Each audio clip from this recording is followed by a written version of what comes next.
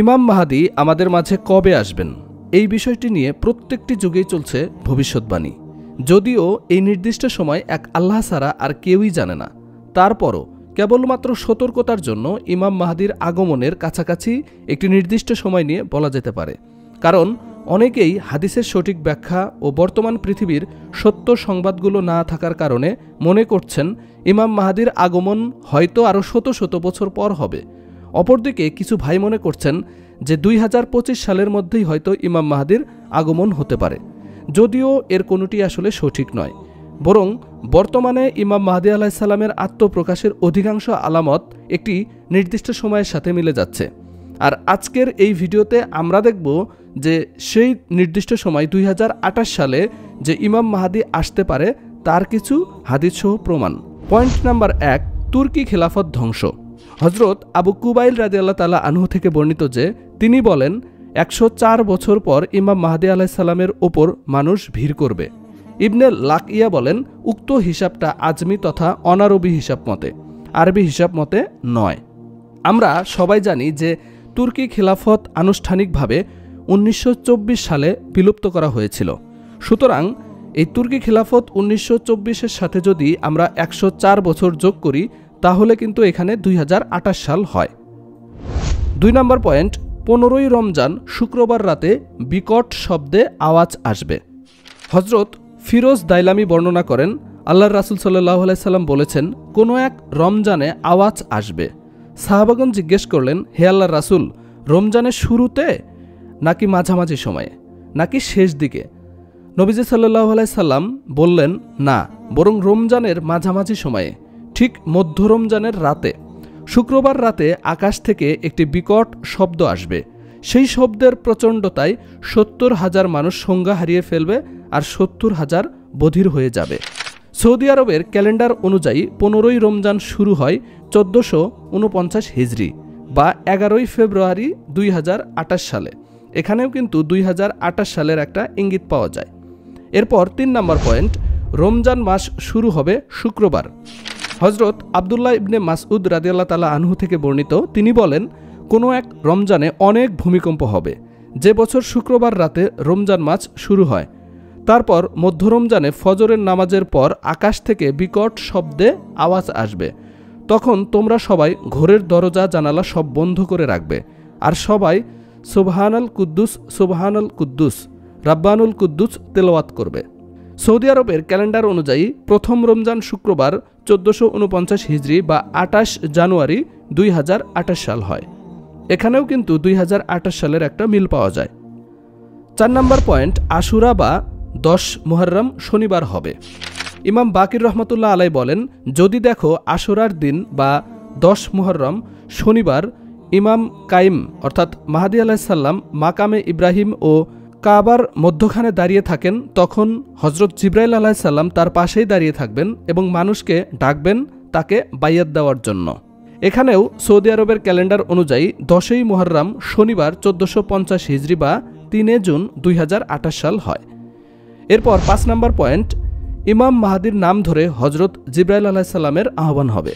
হজরত আবু বাসির রহমতুল্লাহ আলাইহি থেকে বর্ণিত, তিনি বলেন, আমি আবু আবদুল্লাহ আস-সাদিক হজরত জাফর সাদিক রহমতুল্লাহ আলাইহিকে জিজ্ঞেস করলাম, কখন আল কায়েম অর্থাৎ ইমাম মাহদী আবির্ভাব হবে? তিনি বললেন, আহলে বাইয়াতের রাসূল সাল্লাল্লাহু আলাইহি সাল্লামের বংশধরের জন্য কোনো নির্দিষ্ট সময় উল্লেখ নেই, তবে ইমাম মাহদীর আবির্ভাবের পূর্বে 5টি বিষয় ঘটবে, যেমন 1 আকাশ থেকে আহ্বান, 2 সুফিয়ানির উত্থান, 3 খোরাসানের বাহিনীর আত্মপ্রকাশ, 4 নিরপরাধ মানুষকে ব্যাপক হারে হত্যা করা, আর 5 নম্বর হচ্ছে মরুভূমিতে একটি বিশাল বাহিনী ধ্বংস হয়ে যাবে। ইমাম মাহদীর আবির্ভাবের পূর্বে 2 ধরনের মৃত্যু দেখা যাবে, 1 শ্বেত মৃত্যু, 2 লাল মৃত্যু।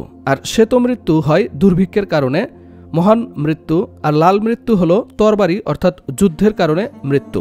আর আকাশ থেকে তিনি অর্থাৎ হযরত জিবরাইল আলাইহিস সালাম তার ইমাম মাহদীর নাম ধরে আহ্বান করবে 23 রমজান শুক্রবার রাতে।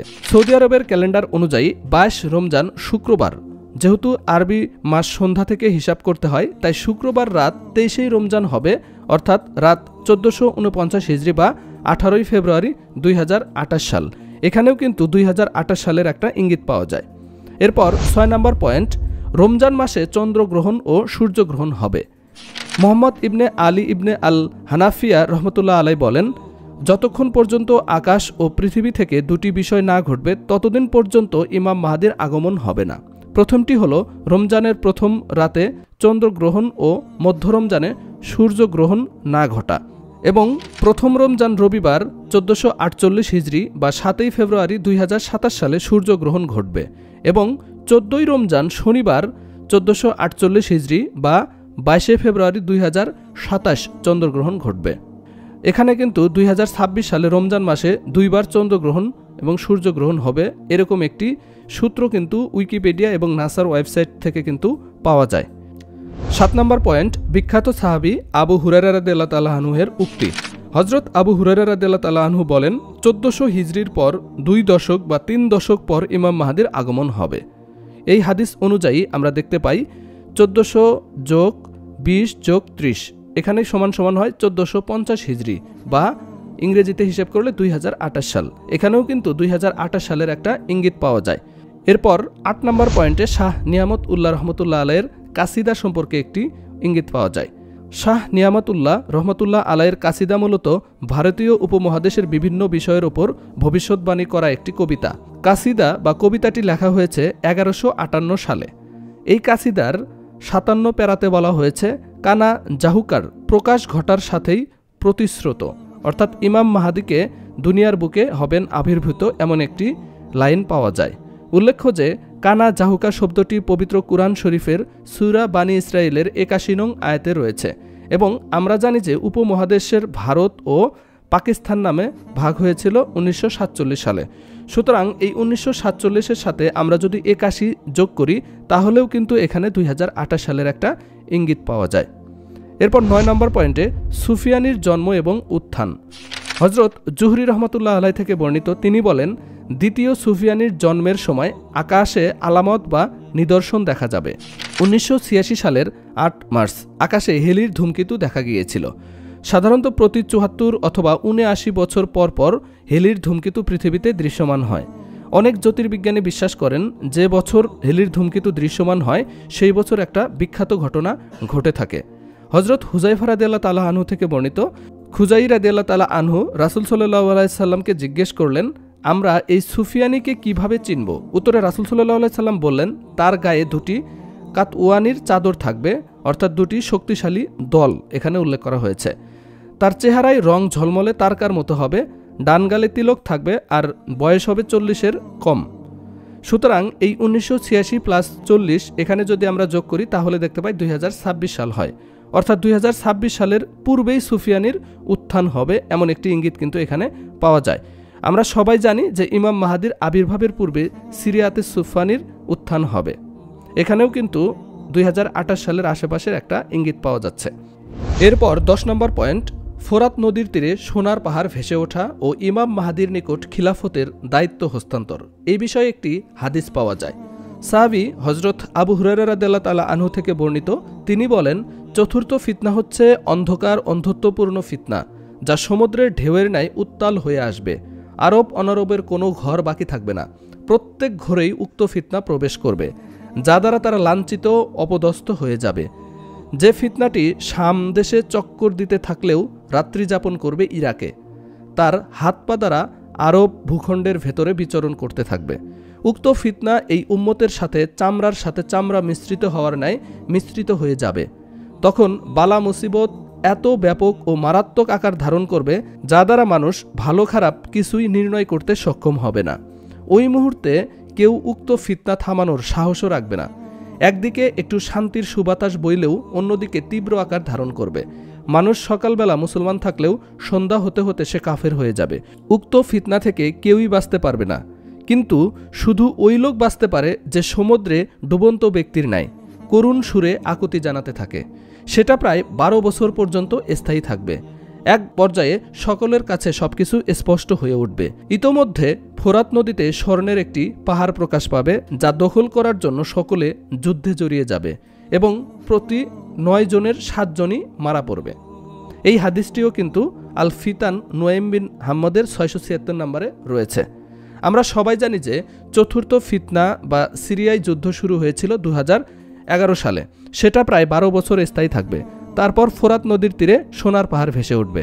সুতরাং এখানে 2011-র সাথে এই 12 যোগ করলে এখানেও কিন্তু 2023 সাল পাওয়া যায়। উল্লেখ্য, ফোরাত নদীর তীরে সোনার পাহাড় দখলকে কেন্দ্র করে যে যুদ্ধ হবে, সেই যুদ্ধের পরপরই ইরাকের কুফা নগরীতে কালো পতাকাবাহী দলের ওপর গণহত্যা সংঘটিত হবে। তারপরই খোরাসানের কালো পতাকাবাহী বাহিনীর আত্মপ্রকাশ হবে। হজরত ইবনুল হানাফিয়া রহমতুল্লাহ আলাই থেকে বর্ণিত, তিনি বলেন, খোরাসান থেকে কালো ঝান্ডাবাহী দল এবং শুয়াইব ইবনে সালেহ ও মাহাদি আলাইসাল্লামের আত্মপ্রকাশ আর মাহাদি আলাইসাল্লামের হাতে ক্ষমতা আসা 72 মাসের অর্থাৎ 6 মাসের মধ্যেই সংগঠিত হবে। সুতরাং ইমাম মাহাদির হাতে খিলাফতের ক্ষমতা পাওয়া যাবে 2023-এর সাথে 6 যোগ করলে এখানে 2029 সাল হয়। অর্থাৎ 2029 সালের মধ্যেই মাহাদির হাতে রাজত্ব যাবে, এমন একটি ইঙ্গিতও কিন্তু এখানে পাওয়া যায়। এরপর 11 নম্বর পয়েন্ট, পবিত্র কাবা শরীফে হবে হত্যাকাণ্ড। 1400 হিজরিতে ইমাম মাহাদিকে কেন্দ্র করে লোকজন জড়ো হবে, এমন একটি হাদিসও কিন্তু পাওয়া যায় এখানে। অর্থাৎ 1400 হিজরি বা 1979 সাল। 1979 সালে হজ্জের সময় জুহাইমান আল কুতাইবি নামে এক ব্যক্তি তার শ্যালককে ইমাম মাহাদি হিসেবে পরিচয় করে পবিত্র কাবা শরীফে 15 দিন অবরুদ্ধ করে রাখে। তারপর পাকিস্তান এবং ফ্রান্সের সেনাবাহিনীর সহায়তায় তাদেরকে হত্যা করা হয়। এখানেও কিন্তু একটি ইঙ্গিত পাওয়া যাচ্ছে। এরপর আমরা আরও একটি হাদিসে দেখতে পাই, হজরত তাবে রহমতুল্লাহ আলাই থেকে বর্ণিত যে তিনি বলেন, আশ্রয় প্রার্থী অচিরেই মক্কার নিকট আশ্রয় চাইবে, কিন্তু তাকে হত্যা করে দেওয়া হবে। অতপর মানুষ তাদের যুগের কিছুকাল বসবাস করবে, অতপর আরেকজন আশ্রয় চাইবে। যদি তুমি তাকে পাও তাহলে তোমরা তাকে আক্রমণ করিও না, কেননা সে ধসনেওয়ালা সৈন্যদের একজন সৈন্য, অর্থাৎ যারাই তাকে আক্রমণ করতে যাবে তারাই মাটির নিচে ধ্বংস হয়ে যাবে। এখানে যুগের কিছু কাল বলতে ইবনে আব্বাস রাদিয়াল্লাহু তাআলা আনহু বলেন 33 থেকে 40 বছর বা তার বেশি কিছু সময়। সুতরাং এখানে 1979 এর সাথে যদি আমরা 40 যোগ করি তাহলে 2019 প্লাস আরও কিছু সময় কিন্তু দেখা যাচ্ছে। অর্থাৎ এতক্ষণ পর্যন্ত আমরা যে বিষয়গুলো এখানে দেখলাম এগুলো অনুমান নির্ভরও হতে পারে, তবে ইমাম মাহাদির আগমন এই বিষয়টি একমাত্র এক আল্লাহ তাআলাই ভালো জানেন যে তিনি কবে আমাদের মাঝে আগমন করবেন।